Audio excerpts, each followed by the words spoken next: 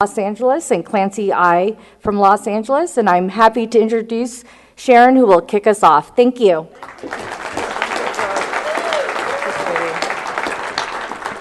Hi, my name's Sharon Crane. I'm an alcoholic. How's this? Good? Good. Okay. So thank you for just thinking of me in any sense of the word of Alcoholics Anonymous and recovery. And I appreciate it very much, and I appreciate sharing the podium with my sponsor, Clancy. And I'm going to be quick, too. We're talking about purpose today, and Clancy's going to do, what are you doing, sir? Primary purpose. Yeah, it's a phrase they use in AA. It's a phrase they use in AA, our primary purpose. What page is that on? Anyway, and I'm going to talk about our real purpose. So we're talking about purpose today, and I don't know about you, but alcohol gave me purpose, which was out of my way. Let's party. And my purpose in life was, I was a little girl looking for my purpose in life, and I didn't know what it was, but I knew it was something more than Iowa, and I knew it was something more than just, being a child. I knew that there was something I was supposed to do, and I started seeking at an early age, and alcohol allowed me to just quit seeking, because why go to India when you can drink a bottle of Canadian Club? So it worked just a lot faster.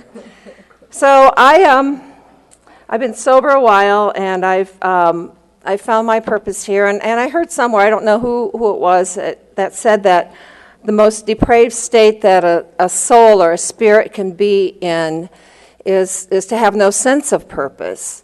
And I definitely had a depraved, sad soul when I came here, and you gave me my purpose, which, when I found it on page 77, the phrase that changed my life at 7 years of sobriety was, it had been there, I had read it, they sneak things in the book in the middle of the night, so, and it was a sacred moment for me at 7 years. It was a moment where I heard it, felt it, knew it, and paid attention to it and began to incorporate it into my life. Without, I don't even think, talking about it. And it was something that came from a source greater than me. And I was glad that I was able to be in a space where I could actually listen to what my marching orders were in Alcoholics Anonymous and in the world. Because our real purpose is to fit ourselves to be of maximum service to God and the people about us. And when it said our real purpose, it was like, oh my God, I've looked for that my whole life, and it was right there in front of me. And it says to fit ourselves. And as we know in Alcoholics Anonymous, it takes a lot of work to stay, we're not normal, but let's just say my sponsor talks about the pendulum swing. That, we are like emotional people. That pendulum swings from, I just saw you, I just met you, but I want to love you, marry you, have your children, and live forever happy. And then it swings back to, oh, you're okay, I guess we're okay, but, oh, I hate you, you just, I can hear you breathe, and and then it comes back to normal. And so my sponsor said, you kind of watch for normal, because we pass through. Alcoholics, we just kind of pass through. But in my sobriety, I've learned how to pull those edges down so I don't swing so far and fly off the handle in one way or the other way, and try to bring my life to some sort of semblance where I can fit myself. And it takes a lot of work for me, the alcoholic, to fit myself. It's a daily job. It takes a lot of getting out of myself. It takes sponsorship. It takes a higher power. It takes having a committed home group. It takes working with others. It takes acting better than I feel whether you're watching or not.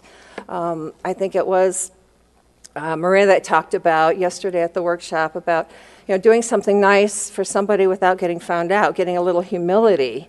And then my sponsor would say, okay, what'd you do? And I would tell her, and she said, well, it doesn't count. Now you have to go do it again for somebody else. And she was always tricking me into doing more. And I'm so grateful that I have sponsorship, and I've always had sponsorship that is louder than my head, that wants more for me than I want for myself, and encourages me to be that person. my defects of character are, they kind of get honed in as the longer I'm sober. It's, I've had, I didn't have any in the beginning because I was in a relationship and getting married with another alcoholic, so they were all his. And, but, if you want to find out your defects of character, you get into a relationship or you get into close relationships with people, and then they seem to pop out. But my defects of character have kind of honed in on what was my taproot in life. And my taproot in life was never quite enough, never quite measured up. So I had to keep the cheerleader front going, the rah-rah front, let's party and I'll drive you all home because I can do that. Let's keep the party going. You want to move to New York City in the middle of the night? Yeah, what's your name? Let's go. I mean, I had to keep all of that bravado going because I felt so much like I couldn't measure up to being a child of God. I didn't know that's what I was searching for, but that's what I was searching for. And so my purpose was not spiritual. My purpose was all about feeding that defect of character, and alcohol allowed me to saturate it. Alcohol allowed me to not care about it. And when I got sober, that defect was, kind of, I don't know, it was quiet. And it began to surface more as I became more in touch with my selfishness and self-centeredness and my fear. Fear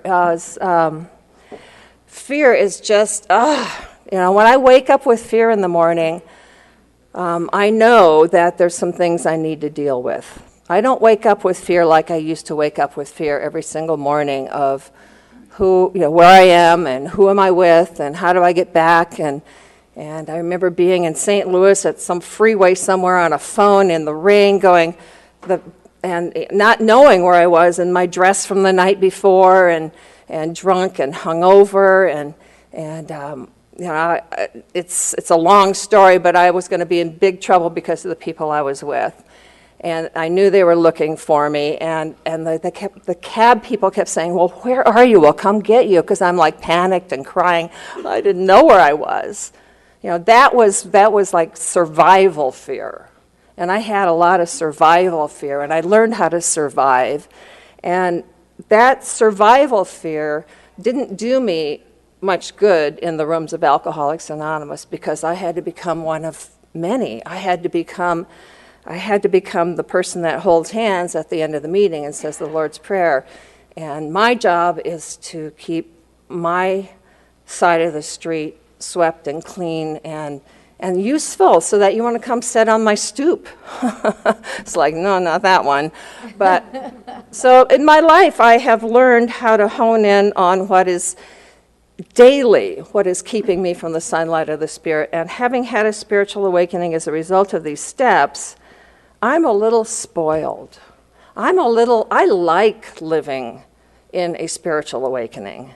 But it's hard to maintain when you're out in the world, for sure. And I feel like when I come into Alcoholics Anonymous, this is the place that makes sense to me.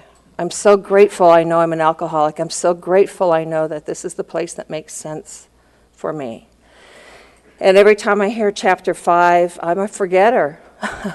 I hear chapter 5, and after I've had one of those days out with the earth people out in the world, and I sit in the room and I hear chapter 5, and I can exhale because I remember that, oh yeah, there's hope. I forget. From day to day, I can forget there's hope. So I need to keep myself fit so that I can pick up the phone and talk to somebody who understands, so I can have a laugh with someone and get back to what I'm, supposed to do in the world as my job or as a human being amongst human beings. And I'll be having a bad day, and I'll just go out into the world at my lunch hour and smile at people. And, sometimes they look at me like, oh, she's smiling at me, what'd I do? And, and now sometimes people are smiling at me first, and that's kind of creepy because it's like, oh, God, I'm somebody they want to smile at. And so I have ways of trying to embrace this fellowship and everything I've learned and take it out into a world when I feel like sometimes I'm the Lone Ranger.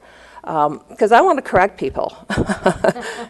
I really do. I want to correct people, and I have a little band I wear sometimes that says, become the least disturbed person in the room.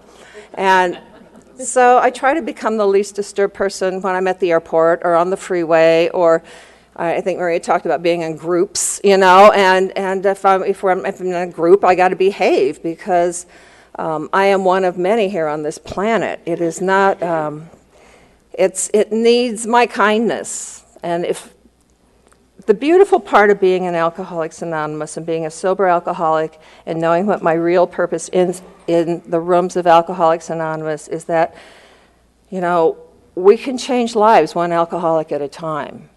And that's what my experience, strength, and hope can do here, if I stay fit.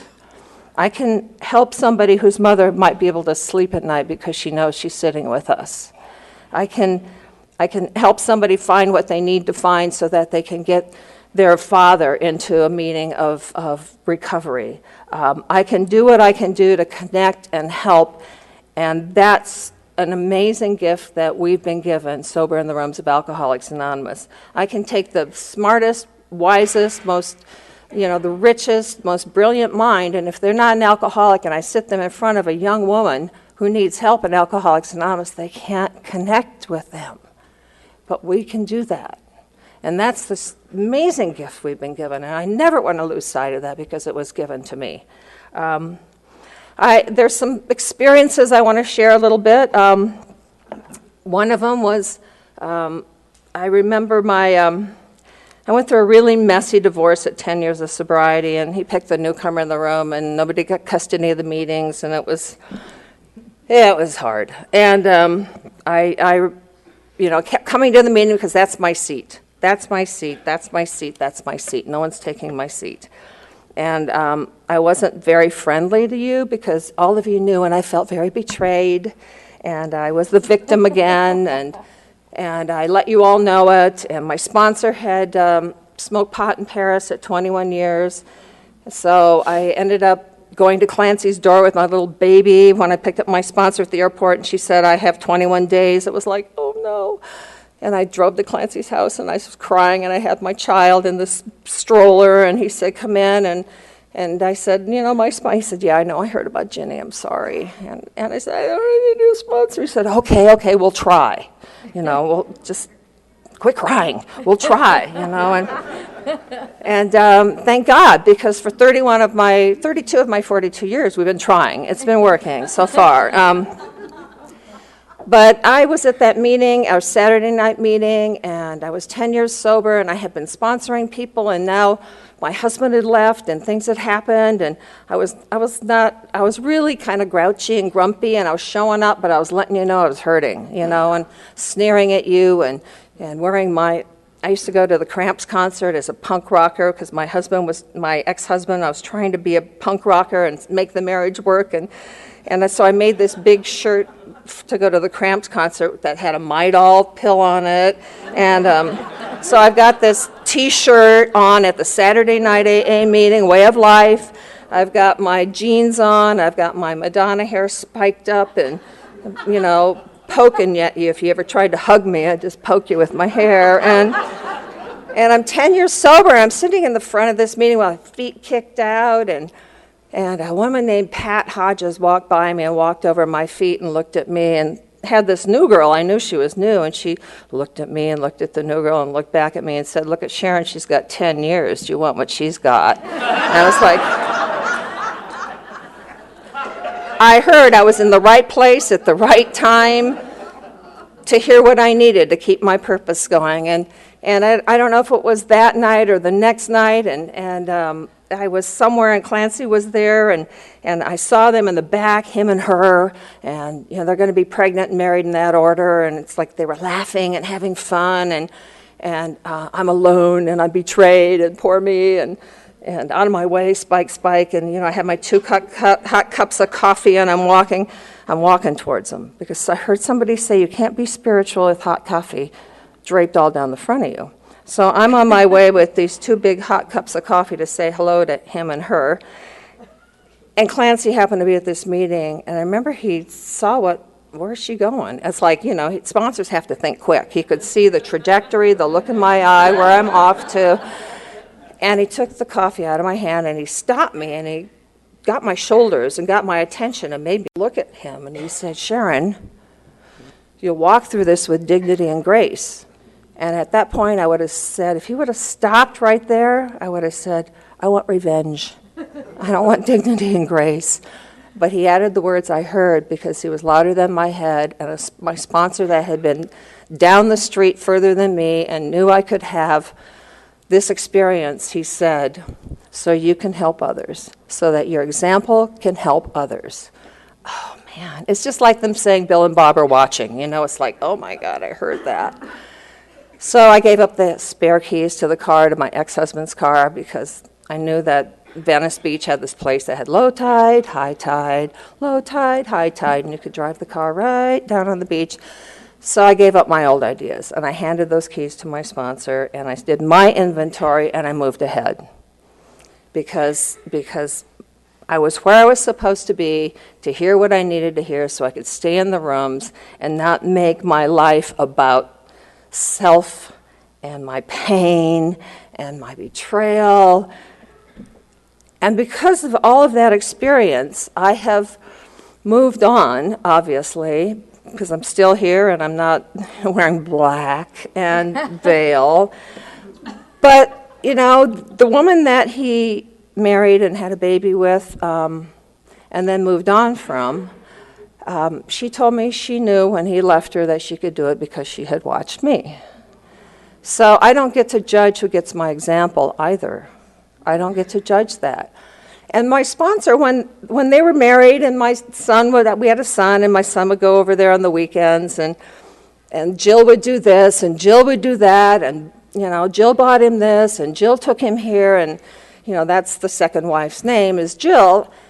And he would get in the car, and I would tell him, I can't stand it because he likes her, And he said, bite your tongue. So I bit my tongue in half at times. He'd get in the car and I'd bite my tongue and drive home. And he would say things and I would go in the other room and bite my tongue. And sometimes I would just but I wouldn't tell him what I thought about her or what she had done to me or how she had ruined my life or how that she had cheated on me with my husband. I didn't say any of that. My son grew up liking her. And then, of course, when it was a blended family, because he had left both of us with two boys, we each had a child, this blended family became part of his family. And there was none of that. He didn't know the history behind all of that. And last year, my son was flying home he had been working in France, and he was flying home for a long trip home, and he had met his fiancée, and he hadn't had any real contact with Alcoholics Anonymous in a while. It was like, Mom, I don't want to come watch your cake, take your cake. I grew up in AA. I don't need AA. It's really good. I'm glad you're doing it. But I've been to your parties. I've met your people. So it was, he hadn't really cared much about AA for a while. But he said to me before he flew home, he texted me and he said, Mom, I'd like Hannah to hear one of your talks. I thought, what? So, send me a good one, right? So I had one of my poor babies listen to a few because I don't like the sound of my voice on tape. So she picked one out, and she sent it over to him as a link, and I guess they listened to it coming home, and he didn't say much about it. But then we were having dinner, maybe a week later, and he said, Mom, I never knew you went through all of that with Jill. Isn't that a testimony to good sponsorship, Alcoholics Anonymous, and following direction, whether I believed it or not? I was floored. I was really floored. I'm just so grateful that I heard my sponsor at the moment I needed to, that I followed the direction, that I didn't ruin his life because of my pain and my betrayal. So that was one of the moments that has come back to me to show me that listening to a sponsor is hugely important. Having a sponsor louder than your head is hugely important. There were a couple other times where being aware was beautiful. The ex-husband was he had a heart attack on the day of my son's first communion. And we had gotten that word as we were having a little celebration at the house. So we went to see him at the hospital. And my son went right up to his dad and looked at him, and he was kind of looked funny, and he had tubes and things going on and machines hooked up, and he was fine with it. And then someone was there, and they went out to get something to eat, and so I was there alone with my ex, who was just kind of lying there, and I just thought, do I pull a tube? What do I? No, I'm just teasing. I know how to act right, and. So, I was feeling kind of bad for him, but there was nothing going on. And then all of a sudden, he started, kicking his legs and having a lot of pain, and he was having leg cramps. And so I bring it for the nurse. She's not coming. I'm looking down the hall. There's no one there. And being the old lifeguard I am, I know what to do with leg cramps. So I had to pull up the covers and work on his calves and touch him. And at that moment, he was God's kid. Just need a little help from another one of God's kids. And there was some forgiveness that started there. And that was a moment that I was able to be of service, whether I wanted to be or not. A couple years ago, my mom, and these are all stories, I've made amends to my family. I've paid the money back. I've made amends to the carnival. I made amends in a lot of different places where it was on my list, and the universe opened up ways for me to be able to make amends. And my mom, my day I came to Alcoholics Anonymous, I called her and asked her, basically I needed $20 more. That's all I needed. And it was August 20th, 1975. And when I called my mom and asked her for help, and her daughter had been in the hospital, and she didn't know how bad things were for me, and she had found out by calling every hospital in California until she found out I was going to be okay. So my mom didn't sleep at night for a little while because of her drunken, sad, where is she daughter that had all the sparkle in life. But they didn't know alcoholism, and neither did I. So when I called my mom asking her for some help, financial help, and she said to me, Sharon, I can't help you anymore, go to the Salvation Army. And if she would have sent $20, you'd have another speaker. I know that was the seconds and inches that ended up getting me through picking up the next breadcrumb, ending up at my first meeting of Alcoholics Anonymous that night. And because of a loving God and good actions and good sponsorship, I've stayed since that day. So I always thought it was my mom that said no. And a couple years ago, it was on her 94th birthday. I was up in Madison, Wisconsin, where she ended up moving after my father was killed. And I heard her talking to somebody, and she said, well, there was only one time in my life where my husband wouldn't let me help one of our children. She's got 4 children. I thought, of course, my ears perked up. I thought, I wonder if that was me. The only alcoholic, the only divorcee. Do you want to go down the list? Could have been me. So the next day when we were alone, I said, Mom, I heard you talking to Jenny about something, and I brought it up, and I said, was that the day? And she said, yeah, it was. It was the day I called on August 20th, 1975. And she said, it wasn't. So that was something my mother had carried for 40 years. It wasn't her that it wasn't her idea to tell me that. She said what I had to do, because your father was there, was put the phone on my chest and look at my dad, look at her husband, my dad, and say, can we help her? She's in trouble. And my dad looked at my mother and said, no, we've tried. So she got back on the phone and said, no, can't send you any money. Why don't you go to the Salvation Army? I said, Mom, where'd you get that Salvation Army thing? She said, I don't know, it just came out of my mouth.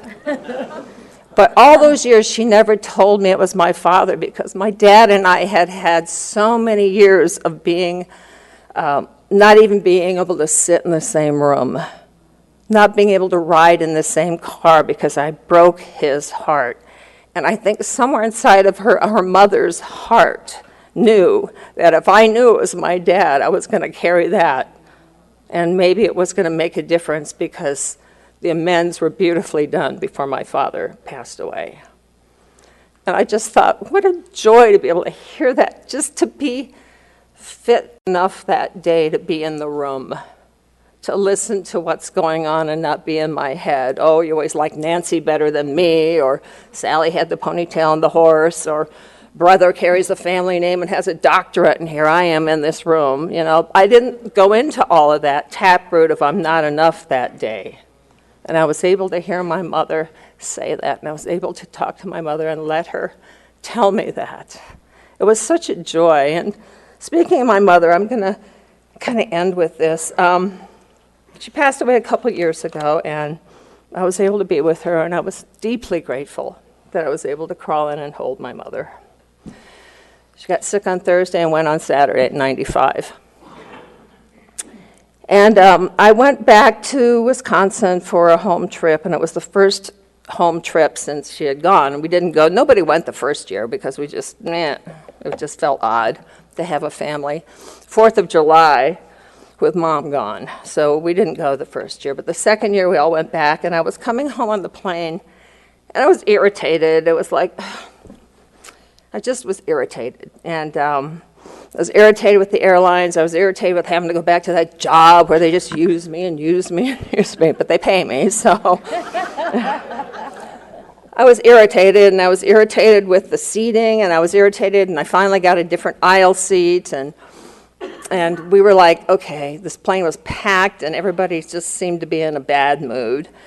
So I was sitting there, and there was a seat between me and this guy by the window, and I thought, yeah, that's like, yes, you know, and they're about ready to close the door, and then this family gets on. I thought, I knew it. You know, it's like my seat, right? I didn't buy it, but it's my seat, that empty seat next to me. And this family gets on, and they don't speak a lot of English, and the daughter, obviously, I figured out was the daughter, put her father here, and she sat there, and they put the mother right next to me, and you know, I think she got on and kind of went, you know, it's like I own the seat. And I'm trying to be nice, and I just irritated, and I just don't want to talk to anybody, don't look at me. And she's tiny. I thought, okay, she's tiny. At least she's not taking up all that room. And I'm trying to think of something nice. And so she's there, and she seems to be, she's hanging on this seat. She's very nervous. I can see she's very nervous, and it's almost like she's trying to just keep herself in the seat. And before we took off, I had a little cough or something, and so she gets down and reaches down and gets her purse and unwraps a cough drop and gives it to me unwrapped. I just thought, oh, you touched it, but I'll take your cough drop. And so I put the cough drop in my mouth, and she's like, you know, I smiled at her, and she'd give me some blessings, and so we're taking off, and I could tell she's really, really, really nervous. And but we get up in the air, and I kind of look at her, and she kind of smiles, and I smile back, and then she had to bless me a bunch more times. And as we went along, she didn't speak any English. The flight attendant came down and asked what we want. She couldn't, you know, she kept going like this. I thought, eyes. Oh, she wants coffee. She wants to wake up. She wants coffee. And so she got coffee. And we got her some cream and sugar, and she blessed me about 18 times for that. And I was afraid to cough. Every time I coughed, she'd unwrap a cough drop and hand me a cough drop.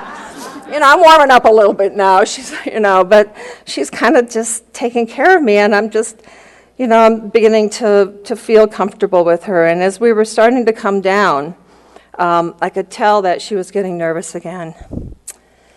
And I just reached over and grabbed her hand. And it was my mom. I mean, there was a warmth there of a mother. There was the love there of a mother. There was the gratitude of a human being. And I felt my mother. And, you know, even the man, the corporate man at the window was smiling. You know, we kind of just lightened up the whole little bit for a while. And, but I was so grateful that I just had a moment with another mother who needed a hand of a daughter, another human being to make her feel secure. And so that is part of being in the middle of Alcoholics Anonymous and keeping myself fit for these beautiful little moments. I've had thousands in the room, thousands of beautiful moments with these beautiful women I sponsor, and people I know, and the people that are in this room. And I've had thousands of moments out in the world, which I still don't understand that world out there at all, but they're there. And, the thing about our purpose is we have these spiritual principles, and we have, they've been tried and true by people walking ahead of us. And my sponsor has told me that, yes, my job is to stay on the firing line of life, but sometimes you get to wear your flak jacket. So with that, I want to introduce my sponsor, Clancy I.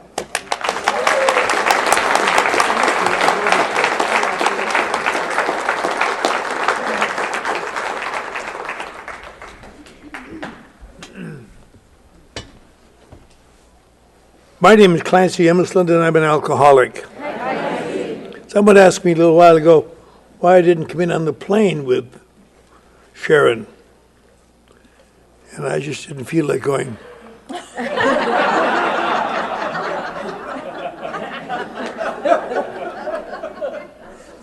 Another wonderful moment I've missed. But I'm glad to be here today, and I'm glad to be safe and sane and sober, because I didn't used to be, and I may not be again sometime. But I'm safe and sane and sober today. And thank you very much for your very reasoned discourse on the real reason we're in finding a unity of purpose. And my job is to talk a little bit about the unity of purpose. And you may or may not I know it, but you will by the time you're done.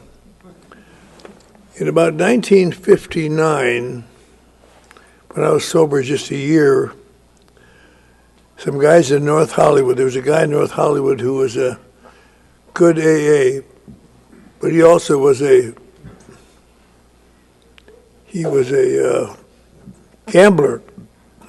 And he came back from Las Vegas broke a couple times, still whined about that. But he determined he's going to help people. So he took some of his gambler friends and brought them to meetings. Nobody ever stayed straight or in any way at all. He just got so discouraged. And he said, I think what the reason is they don't really understand what drinkers go through. He said, somehow we've got to get through that wall. And he wrote to New York a plaintive letter about it and got permission to be the first group in the world to use the 12 steps outside of AA. And he formed an organization called Gamblers Anonymous. So his friends could go and identify. They somehow stumbled on the fact that identification was a magic word in AA, or for people like us. Well, the identification is just a lot of pretty words. You can find them in old books. You can find them in books written the same time as our big book was written. You find some of the paraphrasing is almost exactly the same. But it's information. It is not identification.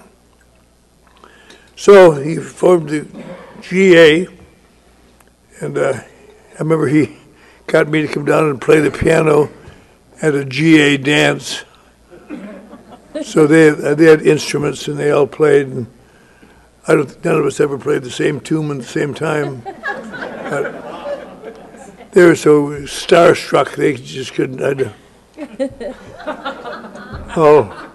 I'll bet this has been on till midnight. Don't bet on anything, you son of a bitch.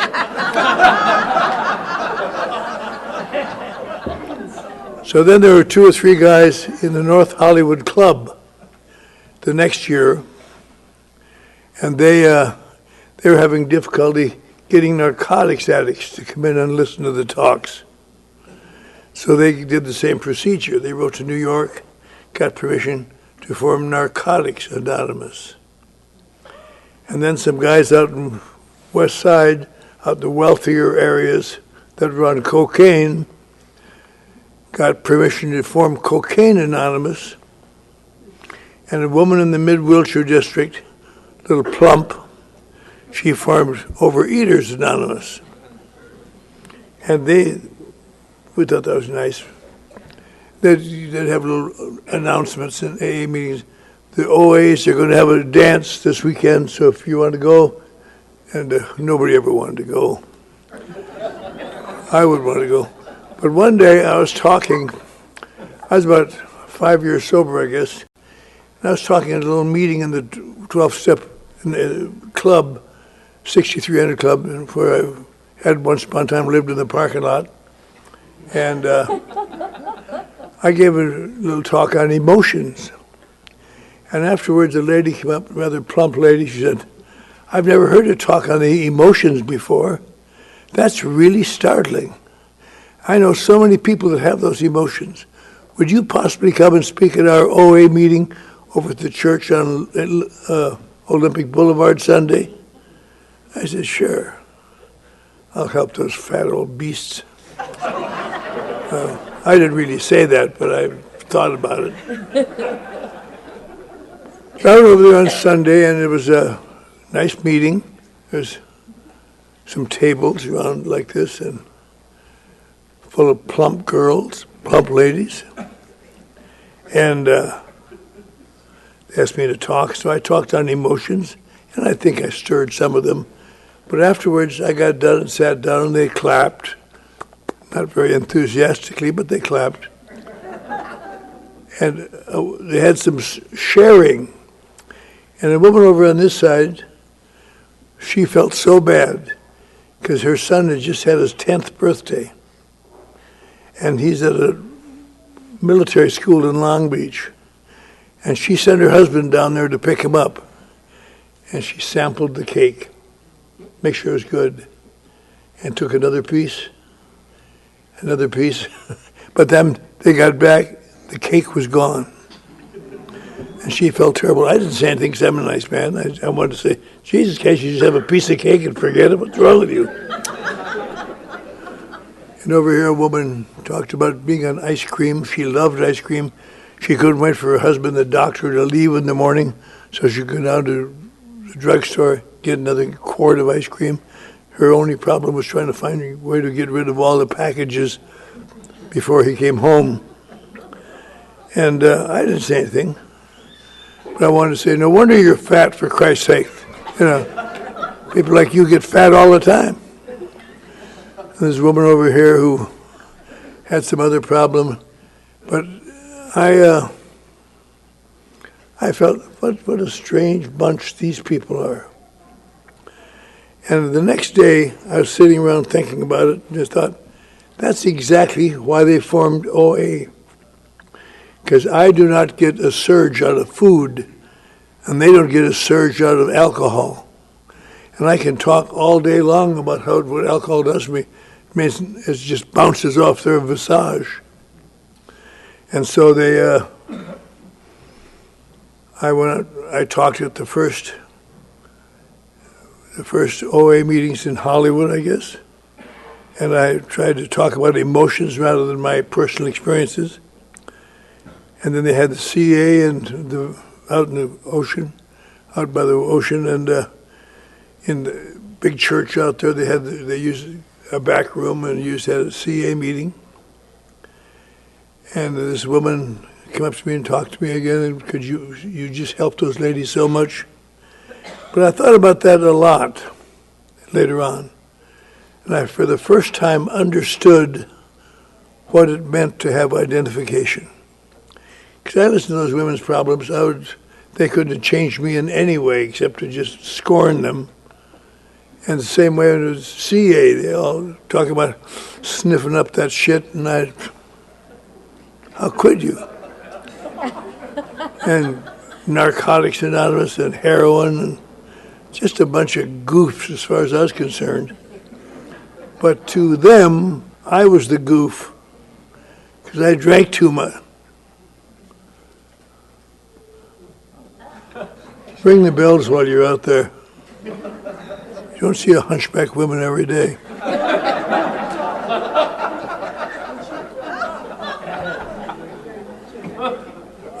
It's better though. Sometimes I've talked about that that OA story, and women get up and leave aggravated. They walk out. How dare you attack OA? I'm not attacking OA at all, just the opposite. That is the reason why we have. I thought I told you to ring the bells. It's a tough crowd, Sharon. I know. Now, today I heard Mary Murphy all morning and you all afternoon talk about how much wisdom I've given you. What were some of the things I told you? I could use them. Just keep going, right? Keep showing up. All I can remember Mary calling me, saying, my son's on the floor, banging his head on the floor. What did I do? And I said, beats the shit out of me.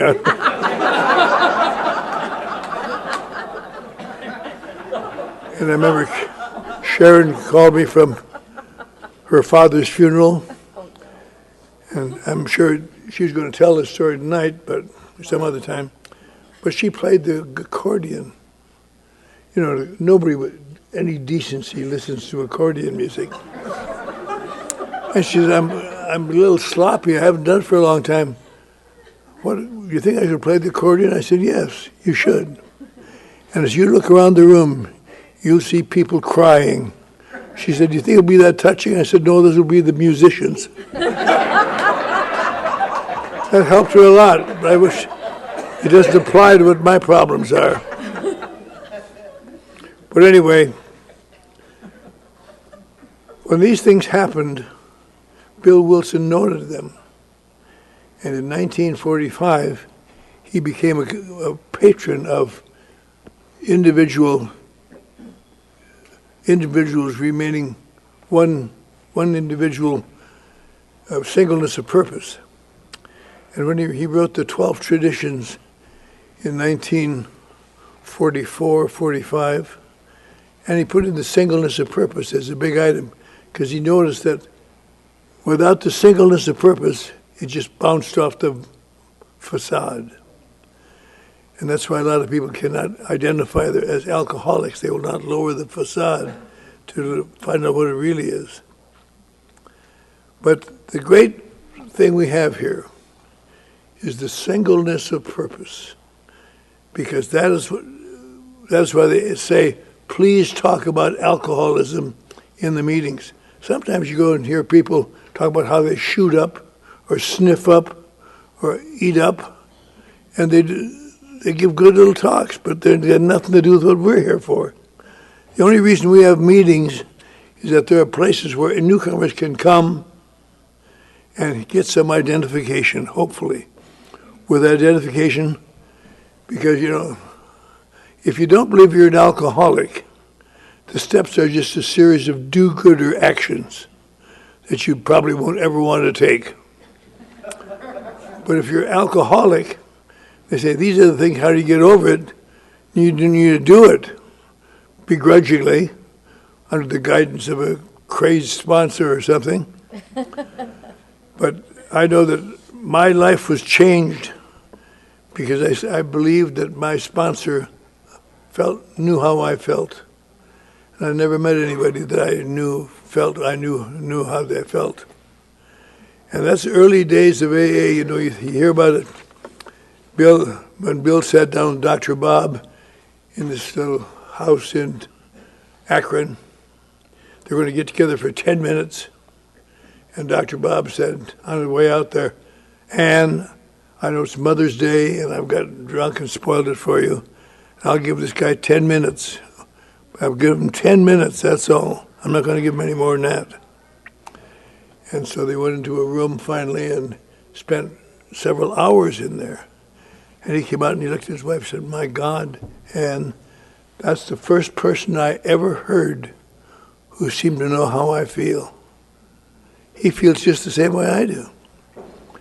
And later on, they called on this guy in the hospital. His name was, and I heard him talk many years ago. He said, I was laying in that hospital in Akron, Ohio, and I was very sick. And the nurse came in and said, could we have two men come in and talk to me about my drinking? And I said, I don't know, tell my wife. I don't want to know. And my wife came in and said, two men wanted to talk to you. And I told him, absolutely not. I'm sick of getting lectures about my drinking. Screw it! I don't want to hear any more about it. He said, but my wife is a rather strong woman. So I talked to those two fellas. And they didn't talk to me about my drinking once. They talked to me about their drinking and how they felt. And he became AA number 3. He said, I never heard anybody describe me before. I was so impressed, I stuck with him, fellas, and I've been with him ever since. And he was with him until he died. And all because of transcending that wall that we have in front of us, that wall that keeps out meaningful data.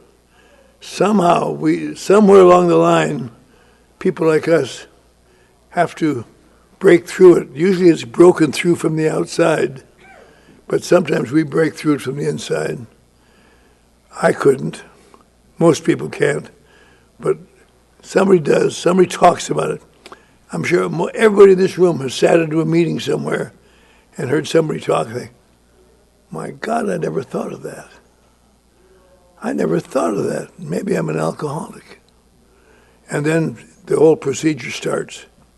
So the reason we're here today is that we have singleness of purpose, and you and I must keep it prominent in our meetings. Talk about alcoholism. Don't talk about drugs.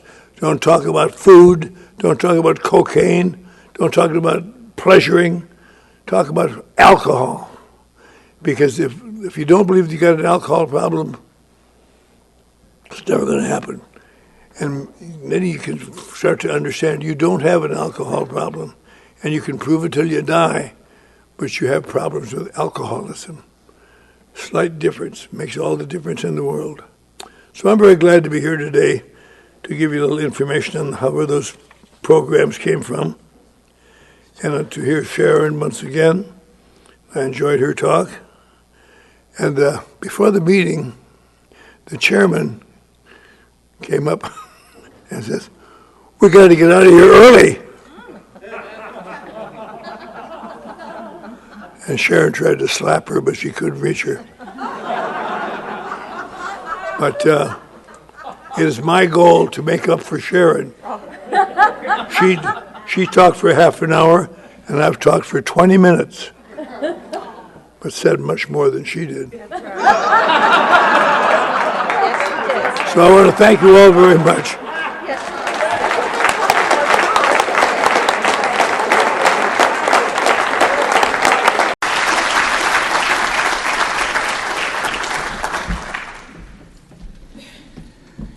Thank you, Mary, and hi, everybody. My name's Don Major, and I'm an alcoholic. And what an honor to be sandwiched between two of my absolute icons, Mary and Clancy. I am a little concerned about Clancy having the rebuttal, though. I don't know about that part. But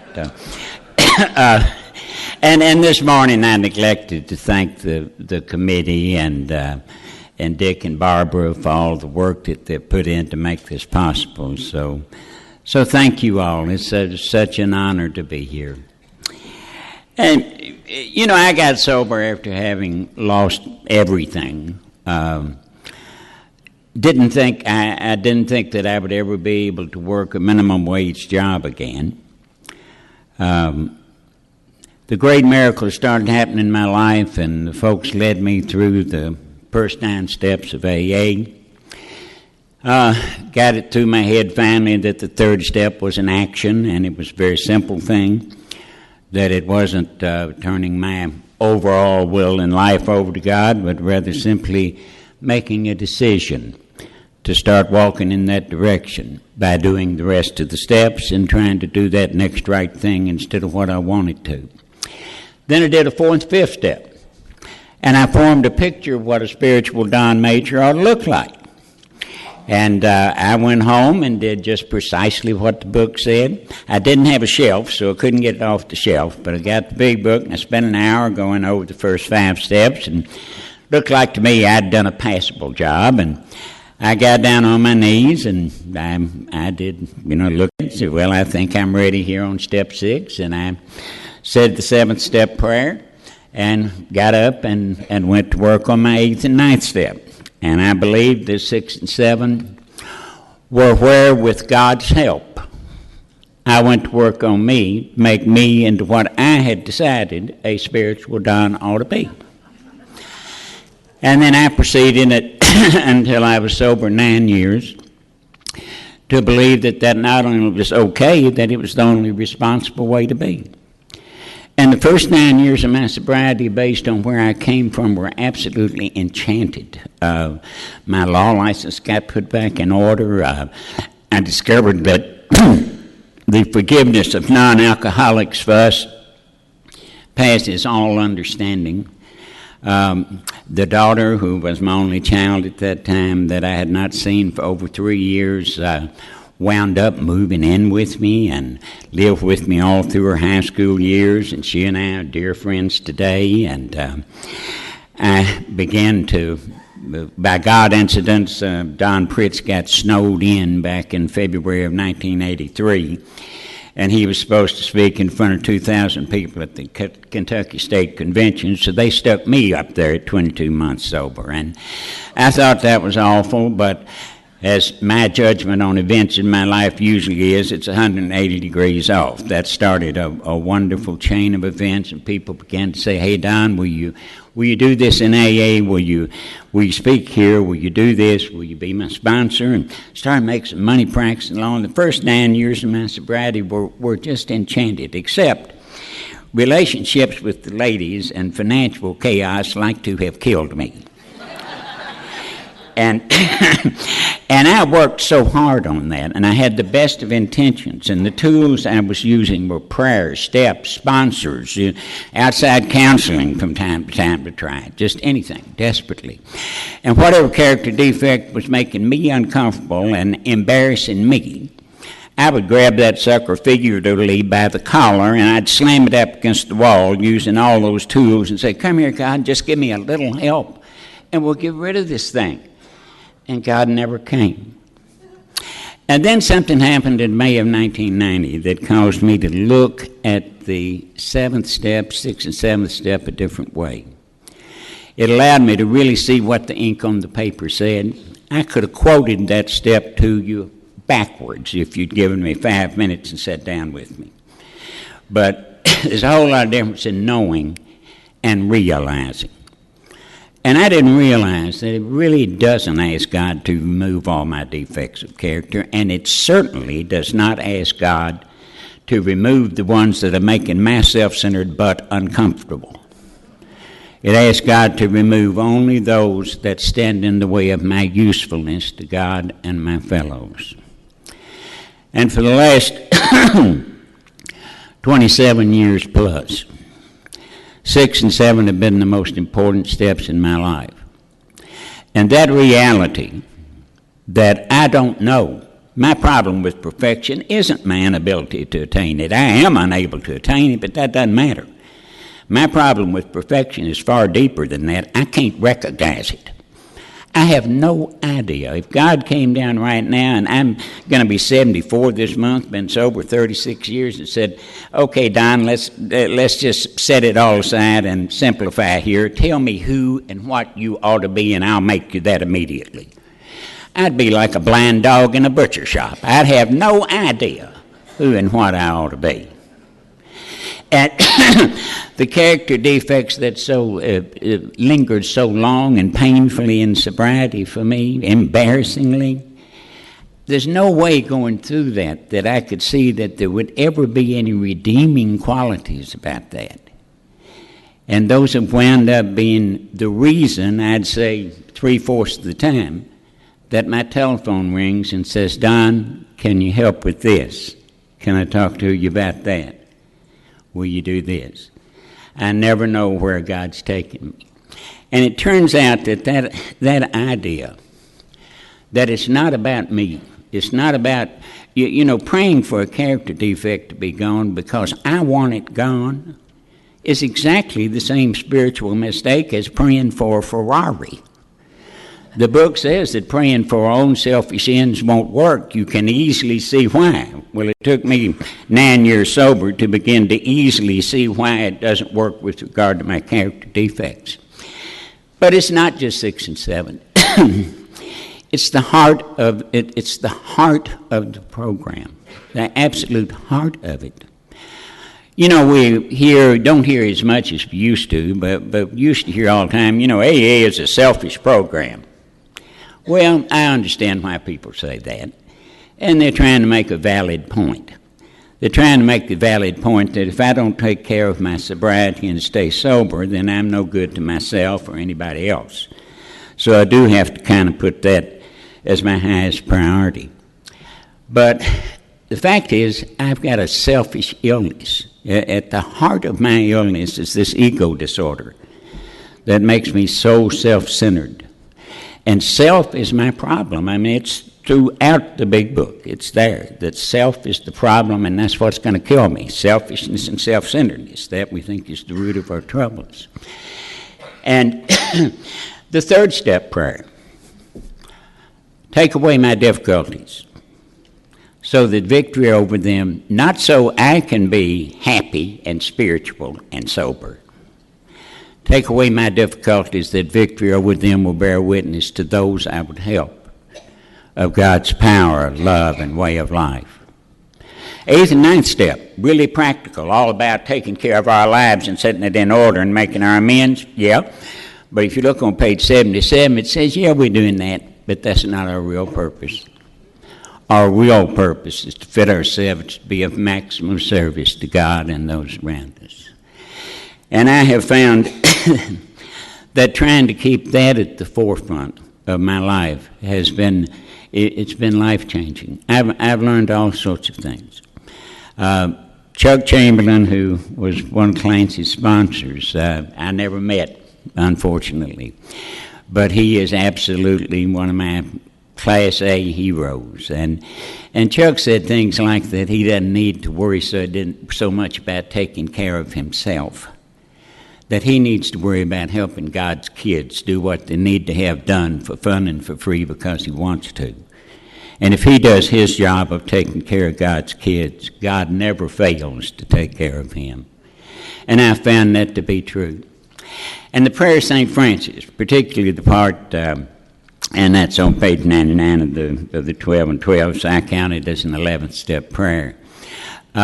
Particularly the part of praying to seek to love, comfort, and understand rather than to be loved, comforted, and understood. That has been absolute magic in my life, absolute magic in my human relations. When I have remembered to run that through my head before and during my human encounters, I swear I've never had one go terribly. They haven't all gone to suit me, but I've never had one go completely off the rails. And I've learned that if any part of me in any of my human encounters is trying to get you to love, comfort, and understand me, and unfortunately that includes things like making sure you respect me. It includes things like making sure you don't trample on my rights, by God. If any part of me is coming from there, I've learned that at least for me, it's an absolute spiritual law that I will not feel loved, comforted, and understood to my satisfaction. It cannot happen. If I'm trying to get you to do that and you do exactly what I thought I wanted you to do, before you're done, I'll change it. It just can't happen. The only time it's possible for me to feel loved, comforted, and understood to my satisfaction is when I'm praying that prayer over and over and over, before and during my encounters with people, until finally, for just a little while, miracles happen. For just an instant, you become more important to me than I am. For just a little while, I become a true listener. I'm not thinking about what I'm going to say next and how it's going to sound. I'm not thinking about 4 or 5 unrelated things on different tracks. I've done what Chuck suggested. I've been able, through that prayer, to give you my entire interest, attention, and love. And although you may have seemed awful dull to me going in, you will have become for that moment the most interesting thing on earth. Anything that I give my entire interest, attention, and love to. Chuck said, even if it's just shaving, but whatever it is, and whoever it is, it will become the most interesting thing in the world. And I've learned that the same spiritual paradox, really, is if I ask myself the question, what am I getting out of this? And I'm talking about with regard to anything. My work, AA, my marriage, my children, my friendships, anything. If I ask, well, what am I getting out of this? And I study about it for about 20 seconds. The answer is going to be some form of not enough. So it's just the wrong question. It's just the wrong question for me. The right question for me is always, what can I bring to this? And when I can truly come at it from that angle of approach, when I can come at whatever it is, not from how's it going to be for me? How's this going to play for Don? But what can I give to someone here? And it doesn't really matter if I get loved, comforted, and understood. I'm not here to take, I'm here to try to give. The paradox is that I get more out of it than I could ever possibly imagine. And when I truly am, when I can get to the point that I truly am trying to love, comfort, and understand you, and laying aside whether I get that, one of the benefits, one of the things that happens is I wind up loved, comforted, and understood beyond my wildest dreams. Of course, I like that when it happens, so I try to hold on to it, and poof, it's all gone, and I got to start all over again. And that's wonderful, because starting over again and persistence is what it's all about for me. I was giving a talk one time, and it flew out of my mouth. I've been in the fourth dimension of existence 5,000 times. And it hit me, and I said, oh, my God, that means I've fallen out of it 4,999. And that's fine. I'm not capable of perfection. What I'm capable of is stumbling a couple of steps in the right direction, getting knocked over by some form of self, getting up, dusting myself off and saying, oops, Mom, Dad, I'm sorry, I fouled up again. Stumbling another couple of steps in the right direction and getting knocked over again. And sometimes, folks, that process happens to me 50 to 100 times a day.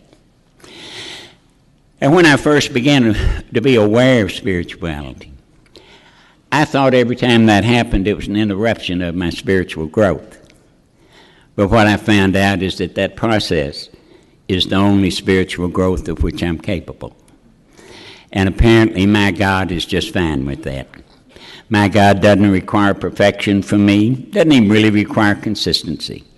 My God seems to be tickled to death with just the persistence. And finally, in my work, and this is going right back again to my hero, Chuck, but when I go down to that law office, and I try really in good faith to work hard, do a good job, protect myself, protect my client, make money, win cases, I wind up in the snake pit every single time. Every single time. Because I'm down there trying to look out after me. And I wind up trying to outthink, outperform, and outmaneuver. And I've discovered God is a whole lot better lawyer than I am. And I've discovered that the loudest sound in the world, in or out of a courtroom, is the quiet, loving truth. And when I go down there, and instead of trying to do all those things, I really am trying to help God's kids do what they need to have done for fun and for free because I want to. I succeed beyond my wildest dreams. I love you all, and I thank you so much for letting me be here. And I'm going to turn it over to the cleanup hitter.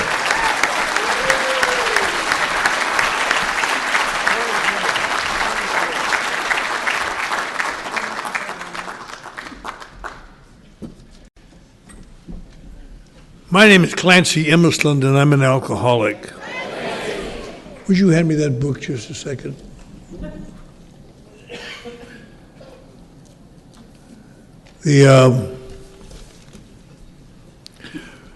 I'm going to talk very short tonight. You can all be asleep by the time I'm done. But I very much enjoyed what my two colleagues here had to say. Marie talked a lot about her experience and her feelings, and the lawyer talked about lawyer talk, but I guess. But I wanted to say a few words to the young man who got the book tonight, that new guy, because I think that you reminded me of me. You want to do the right thing, but you don't want to hang around here and do it. And I understand that. I had a terrible time because it seemed to me that what they required of me is that I achieve such perfection that I couldn't do that because I was too fallible. Some of the greatest literature I know is in this book, Alcoholics Anonymous. There's one section in it that's saved my bacon. I remember reading it and think, boy, that's right. That gives you a chance. It says, no one among us has been anything like perfect in the practice of these principles. We are not saints. The point that we grow along spiritual lines, we do not achieve perfection. And you can be very fallible and be a good member of AA and a growing member of Alcoholics Anonymous. And the one other thing, I'm not much of a book quoter. I like to listen to it, but I don't like to. But the one thing that I always think about, it's so good for new people who are afraid and lonely. Somewhere in here. Here it is.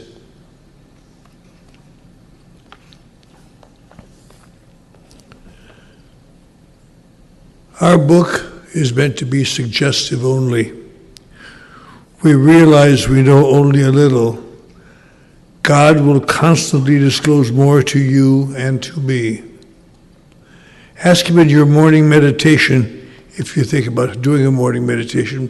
Both of these folks do, and it's a good way to start your day. It doesn't be some long classical thing. In your morning meditation,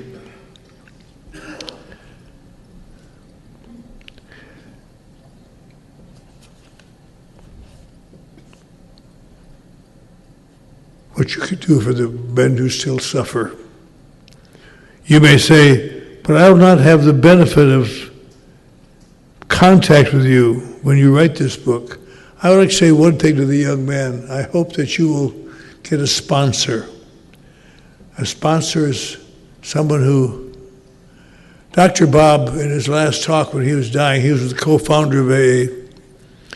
He said, none of us would be here today if someone hadn't taken the time to explain things to us, to take us to a few meetings. Let us never reach that stage of smug complacency where we are too busy to help our friend who still suffers in the blackness of alcoholic despair. So, as I said, you may say, but I will not have the benefit of contact with you who write this book, because when that was written, there were very few alcoholics sober. There were just a couple here and there, and they didn't know who they'd ever see again. God will determine that. So you must remember that your real audience is always, your guidance is always upon Him. He will show you how to create the fellowship you crave. Our book is meant to be suggestive only. We realize we know only a little. God will constantly disclose more to you and to me. Ask Him in your morning meditation what you can still do each day for the man who still suffers. The answers will come if your own house is in order. But obviously you cannot transmit something you haven't got. See to it that your relationship with him is right, and great events will come to you past and for countless others. And to you, young man, whoever you are, remember, a great many people in AA, for the best of reasons, best of intentions, tell you to get close to God. I could not do that. If I would have had in fact, there was a man in the original group of alcoholics who got together, clung together, sober, who had a job. He was on the road selling things, and he'd get drunk every time he got on the road. He came back and he said, "Bill, I just can't accept God. All the God you got is just, I'm afraid of God." So maybe we can help you. So they added, "as you understand him." It came from someone's failure. As you understand him. That's what's nice about AA. God is as you understand him. You can't say you don't believe in it, because you do believe in it. Everybody believes in something. See to it that your relationship with him is right, and great events will come to pass for you and countless others. That is the great fact for us. Abandon yourself, God, to God as you understand God. Admit your faults to him and your fellows. Clear away the wreckage of your past.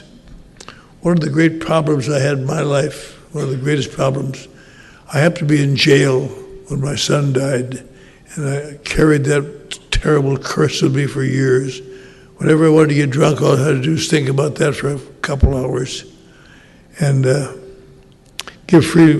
Eventually it went away because I did the things that my sponsor told me to do. And I had to accept my sponsor as my higher power, and he saved my life thereby. Give freely of what you find and join us. We shall be with you in the fellowship of the Spirit, and you will surely meet some of us as you trudge the road of happy destiny. May God bless you and keep you unto then. And all of our hearts are with you. We seem, everybody in the room seems to be kind of slicker than you are and doing better, and they've been sober for long periods of time. But I always seem to identify with the frightened person who is coming in and knows the words but does not know the music. And you stay till you know the music, and it'll be wonderful. And God bless you. God bless my friends. God bless all of you. Thank you.